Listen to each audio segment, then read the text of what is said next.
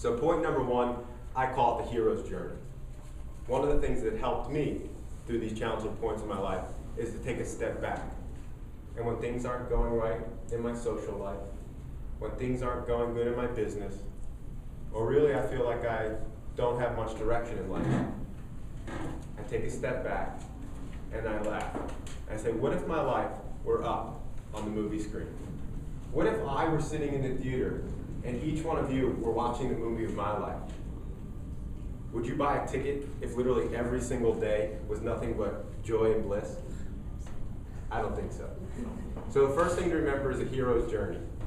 It's something you can do with your life. Whenever things get seemingly tough, just remember, Rocky had to go through it, Aaron Brockovich had to go through it, and Christopher Gardner had to go through it in the movie, The Pursuit of Happiness. One trick that I've done in the last few years is something I call the dream bucket. I keep this next to my bed, and what it is a lot of things I want to achieve in life, right? Places I want to visit with my family, vacations I want to take, things I want to have. You see, but the first 5 years of my life were about thinking about these things and getting upset. Getting upset because my focus was on what I didn't have or what I haven't achieved.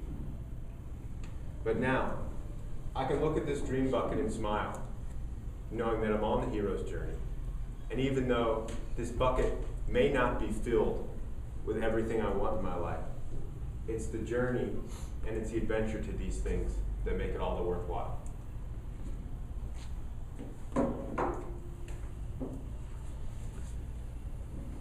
The second thing is having a sense of purpose or vision.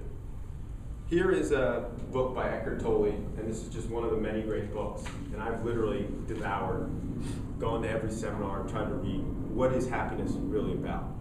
This is about living in the moment. But there's also a book by a gentleman named Dan Millman who talks about happiness as not something you have, not something you achieve, but it's about something you bring to a situation. Millman says, quote, happiness is the most contagious energy on earth. We bring energy to life so the environment can collect it. Now think about that. Happiness, not as something we are, but as something we bring to a situation. Well, what does that mean in real life? You smile at someone and they smile back. You pay for somebody's toll who's behind you at the toll booth. You give someone advice for free. All of these things, we call it paying it forward, are about you pursuing happiness and understanding what it means to create happiness in the world. I also read a lot of biographies. Nelson Mandela is a great example.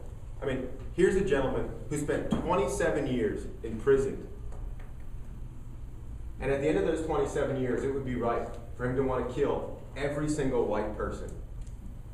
But he had a vision and a purpose for his life. He knew where his life was going. And he made a decision that he was going to spend those 27 years preparing to lead and reunite South Africa to make it a great place.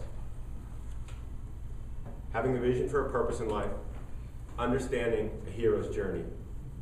The third important component is contribution to others. I just read a story about Mother Teresa. Here is a woman, not much education, not a lot of money, yet she woke up every single day and went out on the streets of Calcutta to feed those who needed the help the most. That's why I became part of the Big Brother program when I was at some of my low moments. It's sure, it helps other people, but also there's an impact that it has on our own lives to be able to give to others. Those three things will help you in your pursuit of happiness. Now, when you leave here today, you have a decision. There's going to be things that happen to you in all areas of your life, but you have a choice. You can continue on the pursuit of happiness and live out the declaration that our founders of our country set out for us. And I ask you, What's your pursuit of happiness as you go